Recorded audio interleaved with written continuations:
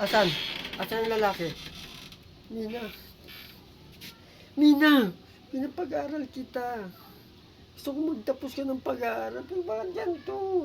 Nauna mo boyfriend. Buntis ka o ano ngayon? Asa ba? Eto bang gago na to? Ikaw gagong lalaki ka. Ha? Ano ipapakain mo sa anak ko? Ha? Ganyan ka na lang? Walang trabaho? Kapal ng mukha mo? Binuntis-buntis mo to? Ano ngayon? Ano magiging buhay nyo ngayon? Ano? Hindi pa, nanalo kasi yung tatay niya sa, sa loto. Milyonaryo na sila ngayon. Ay, ganun ba? Oh, pakausap mo sa akin si Balai. Para mapag-usapan na natin yung kasal. At saka gusto ko sana, 12 nga po para meron mga alagaan. Talagang gusto ko magkarna po eh. Oh, yan na natin yung kasal nyo ha. Oh, anak, yung kasal nyo ha. Ay, ayos na natin.